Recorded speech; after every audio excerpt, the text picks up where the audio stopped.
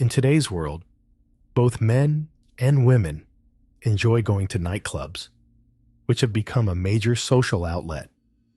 It's easier to meet friends from different backgrounds there. Most people go to nightclubs just to have fun with friends and don't have any specific purpose. However, some people go there to find a one-night stand. The terrifying true story I'm about to share happened in Taiwan several years ago. Congratulations, you're pregnant. The doctor said to me after confirming the pregnancy test results. As I looked at the doctor, typing away on his computer, I wondered if he genuinely meant the congratulations.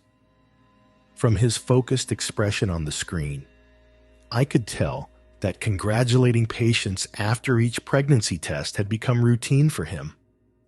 Whether the news was good or bad, the initial congratulations seemed like a necessary formality. As I lay on the ultrasound bed, staring at the black and white images, I couldn't help but think, Wow, it looks like a bean. So cute. The doctor then scheduled my next appointment, which made me feel uneasy. I had gotten pregnant after a one-night stand at a nightclub. I didn't even know the guy's full name. I didn't want to have the baby, but I had to tell the doctor that I needed an abortion.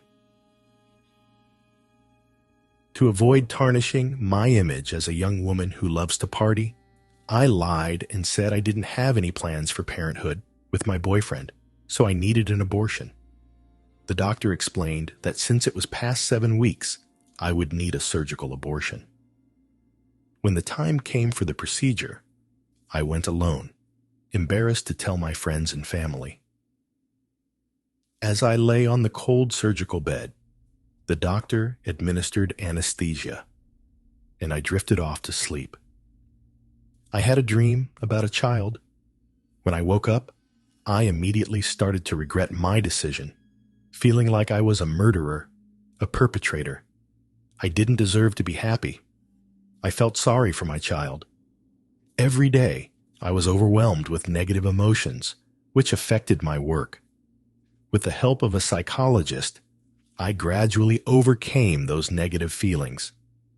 This incident made me realize that I should no longer indulge in meaningless one-night stands. Several years later, after marrying my longtime boyfriend, we had a daughter. We named her Bunny because we thought newborn babies were as pure as white rabbits. We were supposed to be a happy family, but strange things began to happen. One day, while I was cleaning the living room, I put Bunny in her room to avoid her inhaling dust. Suddenly, she started crying loudly, and her body was covered in strange bruises that looked like they were caused by someone pinching her. At first, we thought Bunny had accidentally hurt herself. But as time went on, more and more inexplicable things occurred. Sometimes, I would find objects in the room moved from their original positions, even though they were supposed to be placed in the same spot. I even heard unfamiliar voices coming from an empty room, sounding like a little girl crying. I began to feel that something was not right. I couldn't help but think of the baby girl whose face I had seen during the ultrasound and whose life I had ended. Could she be seeking revenge on Bunny because of my actions? Whenever this thought crossed my mind, I felt anxious, like an invisible ghost was hovering around me. One day, after feeding Bunny on the bed, I needed to use the bathroom. I left Bunny in the middle of the bed, thinking she wouldn't roll over because she was only 2 months old. However, halfway through using the toilet, I heard a loud thud. My body tensed up instantly. I hurriedly finished and returned to the room, only to see Bunny's face lying on the floor, crying loudly. I immediately picked her up. Fortunately, the floor was padded with a safety mat, so she only had a red mark on her nose. I comforted her, but I couldn't calm myself down. That night, I couldn't fall asleep, wondering why Bunny fell from the bed. The next morning, when I woke up, Bunny had a high fever. We rushed to the hospital, and after several days of treatment, her fever gradually subsided, and she was discharged. Back home, to prevent another fever, we took various precautions. However, not long after, Bunny developed another high fever, even more severe than before. The doctors conducted numerous tests but couldn't find anything abnormal. They admitted that the situation was strange and didn't know how to treat it. All they could do was keep her in the hospital for observation. Bunny continued to have a high fever all day long, and the doctors couldn't find any problems. We felt helpless and confused, worrying about Bunny's fragile body. However, her illness was so bizarre that her high fever suddenly disappeared miraculously. This didn't seem like a natural occurrence that could be explained. At that moment, I remembered the strange events that had recently taken place and felt a surge of fear. Could Bunny be affected by some supernatural force?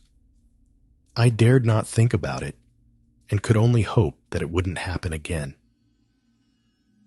Several months later, one holiday evening, my husband stayed home to take care of Bunny while I went out singing karaoke with a group of friends to relieve the stress of caring for a child every day. We drank a lot of alcohol that night. Suddenly, a long-lost friend appeared. She was a Taiwanese Thai mixed-race girl named Megan. Due to family reasons, she flew back to Thailand immediately after graduation, and it was only recently that she returned to Taiwan. Megan seemed a bit strange when she arrived. She seemed to have something on her mind, but when asked, she just smiled and said nothing. It wasn't until we finished singing that she came over and said she wanted to talk to me. We sat on nearby chairs and started chatting. Little did I know that I was about to enter a terrifying world. Megan told me that I had a special ability to see ghosts, and that she saw a little girl about 4 years old next to me. The little girl's eyes were filled with confusion and pain. She asked why I abandoned her and why I didn't let her stay by my side. Megan's words plunged me into despair, making me feel exposed. My heart raced, realizing that Megan wasn't just making things up. What she said was true. 4 years ago, I had an abortion, a secret even my family didn't know about. How could she know? Feeling uneasy, I suddenly remembered the strange things that had happened to Bunny recently, and I couldn't help but wonder if the little girl wanted to take revenge on Bunny because of my actions. To understand the situation better, I told Megan about my abortion, which I had done out of ignorance after getting pregnant from a one-night stand. I also told her about the strange events happening to Bunny recently. After listening, Megan whispered to me, saying that The little girl was now a wandering soul, lost and helpless, facing obstacles everywhere she went. She had problems with food, clothing, shelter, and transportation, and lived in loneliness and despair every day. She wanted to return to my side but found Bunny's presence upsetting, which led her to attack Bunny. However, her attacks were not strong because she was still a young ghost. Megan said this was jealousy manifesting. I couldn't believe it, but I had no choice but to believe it. I had to follow Megan's advice and find a master to perform a ritual to help this child, who suffered because of my actions, find peace. When Megan and I entered the Thai temple, I felt the air filled with a strong fragrance. The candlelight and offerings in the hall gave me a sense of the mysterious atmosphere of religion. The master sat on the side, holding a mysterious scripture, guiding me through the ritual to help the child's soul find peace. Megan told me that this ritual could help the wandering soul of the child escape from suffering and be reborn in a better life. The master told me that because I had caused the girl to lose her life, she naturally harbored resentment toward me. I had to honestly tell her the reason for the abortion, make her understand, and ask for her forgiveness to ease her resentment and allow her to be reborn as soon as possible. So, following the master's instructions, I whispered my heartfelt confession to the little girl. When I finished confessing, the master began chanting scriptures that I couldn't understand.